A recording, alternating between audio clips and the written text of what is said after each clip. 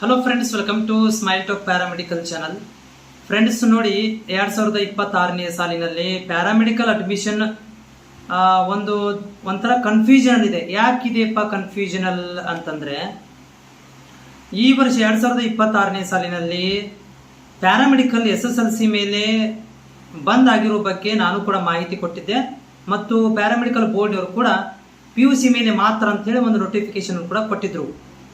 ಆಮೇಲೆ ಒಂದಷ್ಟು ಪ್ರೈವೇಟ್ ಕಾಲೇಜರು ಹೋಗಿ ಅದನ್ನ ಹೈಕೋರ್ಟ್ ಮುಖಾಂತರ ಸ್ಟೇ ಆರ್ಡರ್ ತಗೊಂಡ್ಬಂದ್ರು. ಈಗ ಅಡ್ಮಿಷನ್ಗಳನ್ನು ತಗೊಂತಾ ಇದ್ದಾರೆ. ನಮ್ಮ ಒಂದು ಸಬ್ಸ್ಕ್ರೈಬರ್ ವಿದ್ಯಾರ್ಥಿ ಒಂದು ಯಾವ ಜಿಲ್ಲೆ ಅಂತ ಗೊತ್ತಿಲ್ಲ, ಅವರು ಡೈರೆಕ್ಟ್ ಅಡ್ಮಿಷನ್ ಹೋದಾಗ ಅಲ್ಲಿ ನಮಗೆ ಅಡ್ಮಿಷನ್ ಆರ್ಡರ್ ಇನ್ನೂ ಬಂದಿಲ್ಲ, ನಾವು ಅಡ್ಮಿಷನ್ ತಗೊಳ್ಳೋದಿಲ್ಲ SSLC ಮೇಲೆ ಅಂತ ಹೇಳಿ ವಾಪಸ್ ಕಳಿಸಿದ್ದಾರೆ. ಇದು ನಿಜ.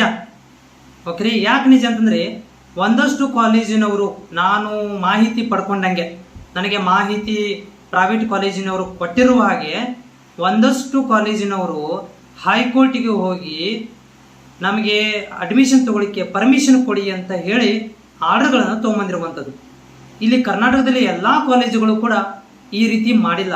ಒಂದಷ್ಟು ಕಾಲೇಜುಗಳು ಮಾತ್ರ ಏನು ಮಾಡಿದೆವಪ್ಪ ಅಂತಂದ್ರೆ, ಇಲ್ಲಿ ಹೈಕೋರ್ಟ್ ಇಂದ ಆದೇಶ ತಗೊಂಡ್ಬಂದು ಅಡ್ಮಿಷನ್ಗಳನ್ನು ತಗೊಂತಾ ಇದ್ದಾರೆ. ನೀವೇನಾದ್ರು ಅಡ್ಮಿಷನ್ ಮಾಡಿಸ್ಕೋಬೇಕಂತಂದ್ರೆ ಇಲ್ಲಿ ನಮ್ಮ ಸ್ಕ್ರೀನಲ್ಲಿ ಹೋಗ್ತಾ ಇದೆಯಲ್ಲ, ಈ ಕಾಲೇಜಿಗೆ ಕೂಡ ಹೋಗಿ ಅಡ್ಮಿಷನ್ ತಗೋಬಹುದು. ಯಾಕಂದ್ರೆ ಇದು ಆರ್ಡರ್ ತಗೊಂಡ್ಬಂದಿದ್ದಾರೆ ಇವರು, ಹೌದಾ. ಇದೇ ರೀತಿಯಾಗಿ ಒಂದಷ್ಟು ಜಿಲ್ಲೆಗಳಲ್ಲಿ ಒಂದಷ್ಟು ಕಾಲೇಜುಗಳು ಮಾತ್ರ ಈ ಒಂದು ಆರ್ಡರ್ಗಳನ್ನು ತಗೊಂಡ್ಬಂದಿರೋದು. ಆದ್ರೆ ನೆನಪಿಟ್ಟುಕೋರಿ, ಪ್ಯಾರಾಮೆಡಿಕಲ್ ಬೋರ್ಡ್ ವತಿಯಿಂದ ಇನ್ನೂವರೆಗೆ ಕೂಡ SSLC ಮೇಲೆ ಅಡ್ಮಿಷನ್ ತಗೋಬೇಕು ತಗೋಬಾರ್ದು ಅನ್ನೋದನ್ನ ಸ್ಪಷ್ಟವಾದಂತಹ ಮಾಹಿತಿ ಬಂದಿಲ್ಲ. ಯಾವಾಗಿದು ಹೈಕೋರ್ಟ್ ಇಂದ ಆದೇಶ ಬಂದ ನಂತರ ಪ್ಯಾರಾಮೆಡಿಕಲ್ ಬೋರ್ಡ್ ವತಿಯಿಂದ ಇನ್ನೂವರೆಗೆ ಯಾವುದೇ ತರಂತ ಮಾಹಿತಿ ಬಂದಿಲ್ಲ. ಹೀಗಾಗಿ ಒಂದಷ್ಟು ರಾಜ್ಯದಲ್ಲಿ ಒಂದಷ್ಟು ಕಾಲೇಜುಗಳಲ್ಲಿ SSLC ಮೇಲೆ ಅಡ್ಮಿಷನ್ ತಗೊಂತಾ ಇಲ್ಲ.